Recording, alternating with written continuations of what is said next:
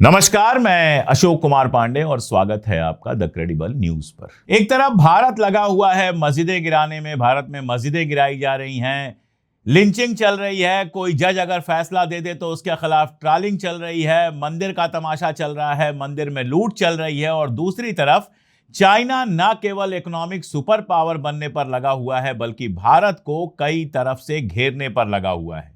पाकिस्तान का साथ उसको पहले ही मिला हुआ था और अब लगता है कि बांग्लादेश ने भी उसको हरी झंडी दे दी है। ये जो नई स्कीम आई है चाइना और बांग्लादेश की, भारत के लिए बहुत ज्यादा चिंता का विषय है, भारत के लिए बहुत ज्यादा परेशानी का सबब है। लेकिन दिक्कत यही है कि आप चाह के भी कुछ खास कर नहीं सकते हैं।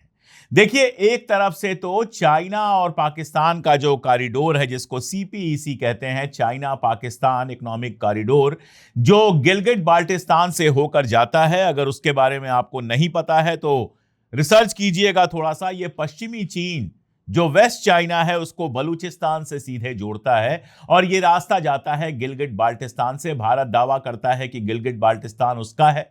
जो भारत का नक्शा हम देखते हैं उसमें गिलगिट बाल्टिस्तान को दिखाया जाता है। वो लंबी कहानी है, कश्मीर वाली अपनी किताबों में और कई वीडियोस में भी मैंने बहुत डिटेल से बताया है, इसलिए उस पर मैं नहीं जाऊंगा। लेकिन वो कॉरिडोर अगर आप देखेंगे तो पश्चिम की तरफ से भारत को घेरता है, सीधे वेस्ट चाइना से वो जाता है बलूचिस्तान की तरफ। ये पहले से है और भारत इस पर आपत्ति करता रहा है। वजह वही है कि बलूचिस्तान तक तो वो जाता है लेकिन जो गिलगिट बाल्टिस्तान से गुजरता है उसको भारत अपना कहता है, वो पहले से है, ऑपरेटिव है। अब बांग्लादेश के प्रधानमंत्री अपनी पहली यात्रा पर गए थे चाइना और कई सारी चीजें हुई थी, कुछ के बारे में मैं पहले आपको बता चुका हूं, आगे भी बता दूंगा। लेकिन एक और खबर जो सामने आ रही है वो भारत के लिए चिंता पैदा करने वाली है और वो खबर ये है कि चाइना से बांग्लादेश तक एक और इकोनॉमिक कॉरिडोर बन रहा है। बताया यह जा रहा है कि जब बांग्लादेशी प्रधानमंत्री तारिक रहमान बीजिंग गए हुए थे तो वहां पर उनके सामने इस कॉरिडोर का प्रपोजल रखा गया कि चाइना ऐसा एक कॉरिडोर बनाना चाहता है और तारिक रहमान ने तुरंत इसको ओके कह दिया। और ये कॉरिडोर कहने के लिए तो बेहतर कनेक्टिविटी, बिजनेस और मल्टी मॉडल ट्रांसपोर्ट की बात करता है, जिसको आप एक लाइन में समझ सकते हैं कि चाइना और बांग्लादेश के बीच में व्यापार काफी बढ़ जाएगा, तेज हो जाएगा। ये कॉरिडोर है तो बांग्लादेश से सीधे चाइना और चाइना से सीधे बांग्लादेश पहुंचना आसान हो जाएगा। म्यांमार के रास्ते ये कॉरिडोर आने की बात है। तो भारत की कोई टेरिटरी तो इसमें शामिल नहीं है जिसके बीच से चाइना जा रहा है, वो कोई दिक्कत नहीं है। लेकिन आप सोचिए कि चाइना के पास एक ऐसा रूट होगा जिससे भारत के बिल्कुल करीब, भारत की जो ईस्टर्न सीमा है, पूर्वी सीमा जो है, उसके बिल्कुल करीब तक चाइना पहुंच सकेगा। प्लान जो है चाइना का बहुत पुराना प्लान है कि जो बंगाल की खाड़ी है उसके आसपास अपनी टैक्टिकल मौजूदगी को वो बढ़ाए, भारत को केवल नॉर्थ से नहीं वो ईस्ट की तरफ से भी घेरे। एक तरफ भारत को घेर सकता है और एक तरफ बंगाल की खाड़ी का रास्ता खुल जाएगा तो उसके लिए व्यापार करने की बहुत सारी सहूलतें आ जाएंगी, बहुत सारा जो उसका ट्रांसपोर्ट का रास्ता है वो छोटा हो जाएगा। अभी तक उसको पूरा म्यांमार घूम के, बांग्लादेश घूम के और हिंद महासागर तक जाना पड़ता था, अब उसके लिए सीधा रास्ता हो जाएगा चाइना से बांग्लादेश, बांग्लादेश से सीधे वो जो हिंद महासागर है और बंगाल की खाड़ी है उसमें जो मुल्क हैं, उसमें जो इलाके हैं, वहां तक वो ट्रेड कर सकता है। मालदीव के साथ उसने पहले ही अच्छा रिश्ता बना रखा है, यानी आप सीधा रूट देखिए, चाइना से जाएगा म्यांमार, म्यांमार से जाएगा बांग्लादेश, बांग्लादेश से सीधे मालदीव और फिर वहां से कहीं भी आगे बढ़ सकता है। तो एक तो ये ट्रेड का मामला है और दूसरा, जैसे मैंने आपको बताया कि भारत की सीमाओं के बेहद करीब उसकी मौजूदगी रहेगी।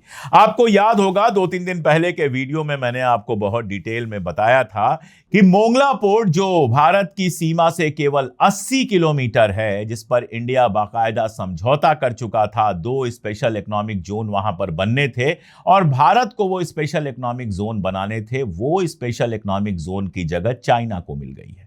यानी भारत की जगह चाइना मंगला पोर्ट पर अपने स्पेशल इकोनॉमिक जोन बनाएगा। यानी भारत की सीमा से ठीक 80 किलोमीटर या कहिए केवल 80 किलोमीटर की दूरी पर चाइना की मौजूदगी रहेगी, जहां से वो भारत की जासूसी कर सकता है।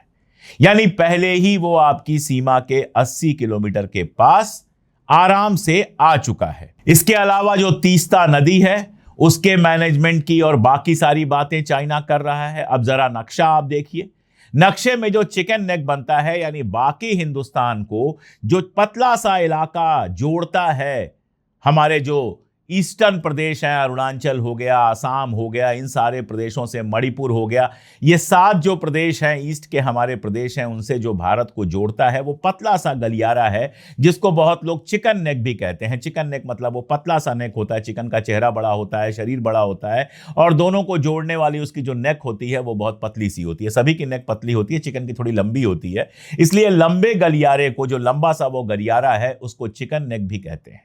अब उतनी जरा सी जगह है और उससे लगी हुई तीस्ता नदी है, और तीस्ता नदी का कंट्रोल चाइना के पास दे रहा है बांग्लादेश। तीस्ता नदी एक ऐसी नदी है जो हिंदुस्तान में भी है और चाइना में भी है, और उस नदी का कंट्रोल अगर चाइना के पास आता है तो भारत के वो कितना करीब पहुंच जाएगा और भारत के लिए कितना खतरनाक होगा, इस बात को आप समझ सकते हैं। कई सारे ईस्टर्न जो हमारे प्रदेश हैं, उन प्रदेशों में इंदिरा गांधी ने जब हस्तक्षेप किया था तो बहुत शोर मचा था, लेकिन उसका कारण यही था कि इंदिरा गांधी को पता था कि बांग्लादेश जो तब पाकिस्तान था, वो और चाइना मिलकर जो चिकन नेक हमारा है उसको मरोड़ने की कोशिश कर रहे हैं, उसको काटने की कोशिश कर रहे हैं, यानी भारत को अपने पूर्वी प्रदेशों से, जो हमारे ईस्टर्न प्रदेश हैं उनसे, जिसको ईस्टर्न इंडिया हम कहते हैं, उस प्रदेश से, 7 सिस्टर्स कहते हैं, उस इलाके से काटने की साजिश कर रहा है चाइना पाकिस्तान के साथ मिलकर। इसीलिए जो हमारे पूरब के प्रदेश हैं उनको, नॉर्थ ईस्ट जिसको हम कहते हैं, वहां के प्रदेशों को सिक्योर बनाने के लिए इंदिरा गांधी ने बहुत सारे कदम उठाए थे, जिन पर पहले कई वीडियोस में मैं बात कर चुका हूं। अब हालत यह है, बांग्लादेश बनने के बाद भारत को लगा था कि अब मामला सिक्योर हो गया, क्योंकि बांग्लादेश हमेशा से भारत के साथ अच्छी दोस्ती निभाता रहा है। बांग्लादेश आज अगर वजूद में है तो वो इसलिए है क्योंकि इंदिरा गांधी के समय में भारत सरकार ने 1971 में बांग्लादेश के जो विद्रोही थे उनका पूरा साथ दिया था, और उसी के बाद बांग्लादेश अलग मुल्क बना था। पाकिस्तान को बाकायदा आत्मसमर्पण करना पड़ा था, जबरदस्त हार मिली थी, और उसके बाद बांग्लादेश बना था। ये कहानियां आप जानते हैं, ये कहानी बताने की जरूरत नहीं है। लेकिन नरेंद्र मोदी के शासनकाल में, खास तौर पर जब वहां शेख हसीना वाजेद को वहां से निकाला क्या गया, भागकर आई, हिंदुस्तान में शरण मिली, उसके बाद जो वहां सरकारें बनी, वो सरकारें भारत को उस तरह से दोस्त के रूप में नहीं दिख रही हैं। साथ में आप जानते हैं, जिस तरह हमारे यहाँ लिंचिंग हो रही है, कभी मस्जिद के तोड़े जाने की खबर आती है, कभी कोई खबर आती है, उससे खास तौर पर जो मुस्लिम मुल्क हैं उसमें एक माहौल बना है कि भारत में एंटी मुस्लिम काम चल रहा है। उसका भी अपना असर है, आवाम उसके असर में आती है, और अब हालत यह है कि बांग्लादेश भारत की जगह पाकिस्तान और चाइना के ज्यादा करीब चला गया है। पहले मैं कहता था कि जाता हुआ नजर आ रहा है, अब बहुत साफ है कि करीब चला गया है। प्रधानमंत्री जो बांग्लादेश के अब तक बना करते थे, पहली यात्रा हिंदुस्तान की किया करते थे, लेकिन नरेंद्र मोदी ऐसे विश्वगुरु बने कि मालदीव के राष्ट्रपति ने भी यहां की पहली यात्रा नहीं की, बांग्लादेश के प्रधानमंत्री ने भी यहां की पहली यात्रा नहीं की, और नेपाल के प्रधानमंत्री ने भी यहां की पहली यात्रा नहीं की। और बांग्लादेश के प्रधानमंत्री जिस तरह से पहुंचे बीजिंग, और बीजिंग से जिस तरह के समझौतों की बात आ रही है, उसके बाद तो बहुत क्लियर है कि बांग्लादेश अपने डेवलपमेंट के लिए भी और अपने जिसको कहते हैं सिक्योरिटी अरेंजमेंट्स के लिए भी भारत की जगह चाइना के ऊपर ज्यादा भरोसा कर रहा है। आप खुद समझ सकते हैं कि भारत के लिए यह चिंता का विषय है। लेकिन देखिए, इसके लिए बांग्लादेश से ज्यादा नरेंद्र मोदी की सरकार जिम्मेदार है। तुरंत भक्त लोग कह देंगे कि आप हमेशा नरेंद्र मोदी के ऊपर सवाल उठाते हैं, लेकिन अगर प्रधानमंत्री नरेंद्र मोदी हैं तो सवाल उठाने के लिए मैं तो पंडित नेहरू के पास नहीं जाऊंगा, आप उठा सकते हैं। आप देखिए, सार्क नाम का एक संगठन हुआ करता था जिसमें साउथ एशिया के सारे मुल्क थे एक्सेप्ट चीन, यानी चीन नहीं था।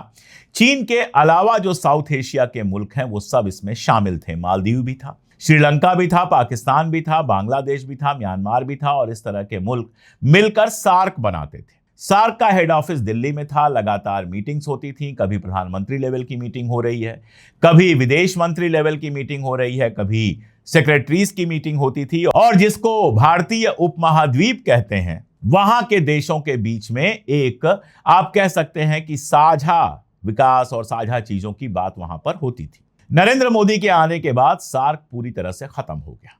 अब सार्क नाम की कोई चीज है, उसके ऑफिस होंगे, उसके मुलाजिम होंगे, लेकिन सार्क नाम की कोई चीज है, किसी युवा से आप पूछेंगे तो शायद उसको पता नहीं होगा। मैं आपको यहां पर यह भी बता दूं कि सार्क के गेम्स भी होते थे, एशियाई गेमों की तर्ज पर सार्क के गेम्स होते थे और उनमें सारी प्रतियोगिताएं, कुश्ती से लेके बैडमिंटन से लेके सारी प्रतियोगिताएं होती थी। तो बहुत तरीके बनाए गए थे सार्क में, ताकि सारे देशों के बीच में एक दोस्ताना रिश्ता बना रहे, ताकि सारे देशों के बीच में कोऑपरेशन होता रहे। राजीव गांधी के समय में खासतौर पे आप देखेंगे सार्क बेहद एक्टिव हुआ था और सार्क में जाहिर तौर पर इंडिया एक लीडर था, क्योंकि सबसे बड़ा मुल्क था। अब गेम होते थे तो सबसे ज्यादा जो पदक जीतता था वो इंडिया जीतता था, लेकिन गेम तो एक चीज है, उसके अलावा भी इंडिया सार्क का लीडर हुआ करता था। सार्क खत्म, नरेंद्र मोदी जी की सरकार ने सार्क को खत्म कर दिया। सार्क की आखिरी बैठक कब हुई थी किसी को नहीं पता है, अगली बैठक कब होगी यह भी किसी को नहीं पता है।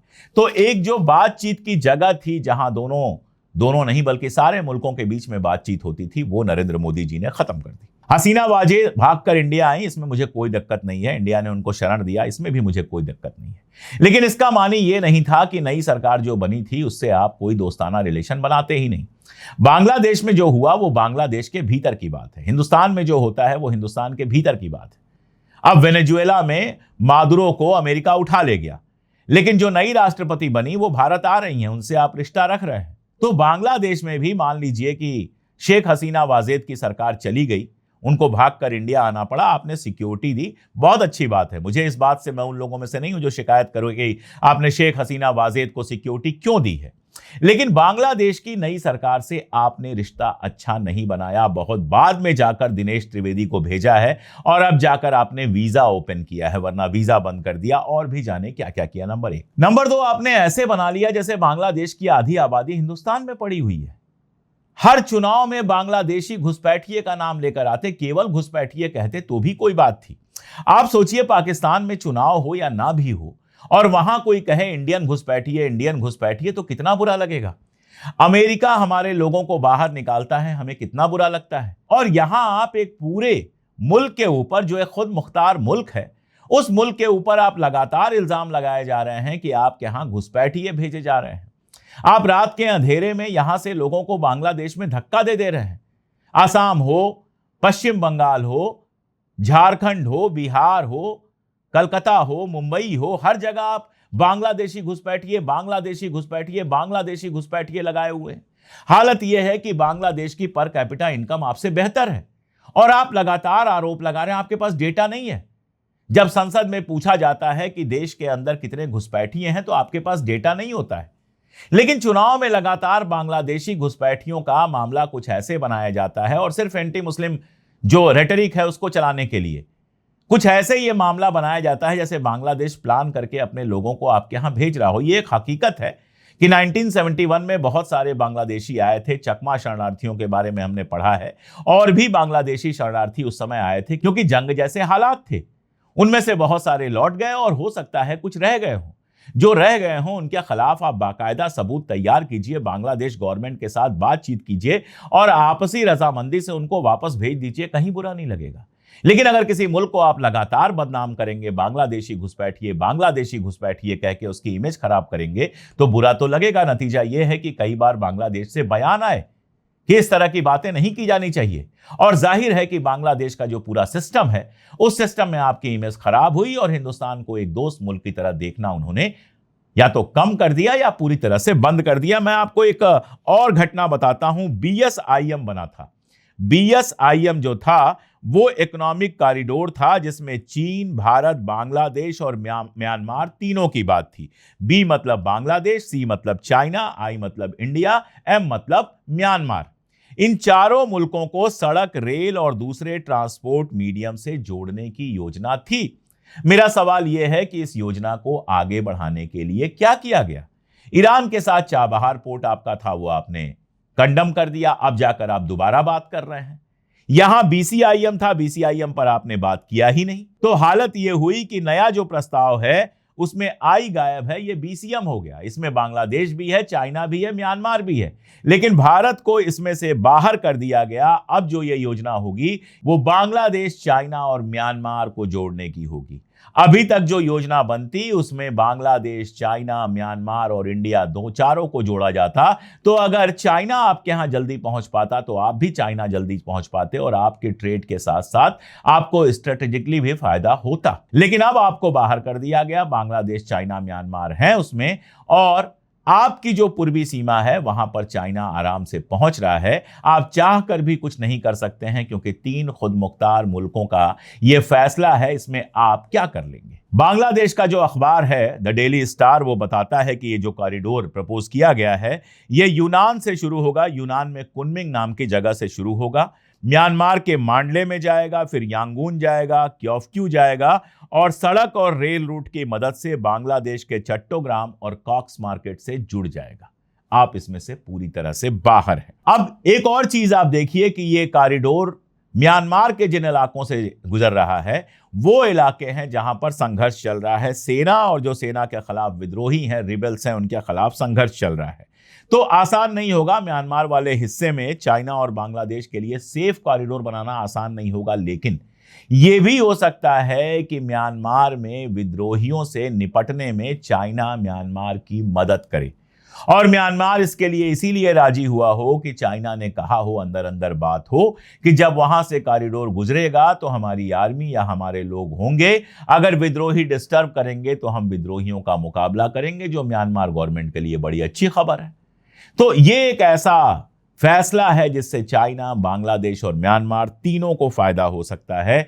लेकिन भारत के लिए दिक्कत ही दिक्कत पैदा हो सकती है। अगर आप देखें तो अरब सागर तक सीपीईसी जो मैंने आपको बताया, चाइना पाकिस्तान इकोनॉमिक कॉरिडोर, उससे अरब की खाड़ी तक, अरब के सागर तक पहले ही वो पहुंच चुका है। यहां से वो हिंद महासागर तक पहुंचेगा। उसका ट्रांसपोर्ट स्ट्रक्चर, उसका इंडस्ट्रियल जोन, उसके बंदरगाह सारे के सारे मजबूत होंगे, बीजिंग मजबूत होगा। और आप जो हैं, आपकी चिंता इस बात से बढ़ जाएगी क्योंकि चीन का जो maritime belt and road initiative है उसके तहत चीन म्यांमार इकोनॉमिक कॉरिडोर बांग्लादेश तक आएगा। यह दिल्ली और वाशिंगटन दोनों के लिए बुरी खबर होगी क्योंकि भारत के दाएं और बाएं दोनों तरफ चाइना के इकोनॉमिक कॉरिडोर बन जाएंगे।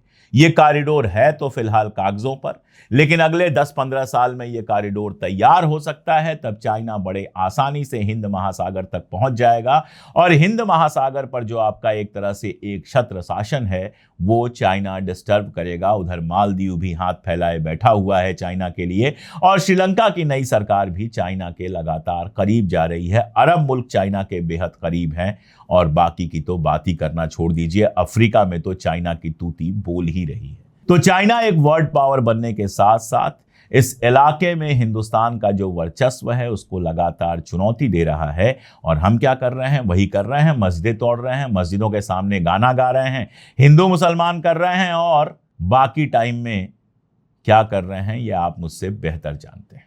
आज के लिए इतना ही, बहुत शुक्रिया।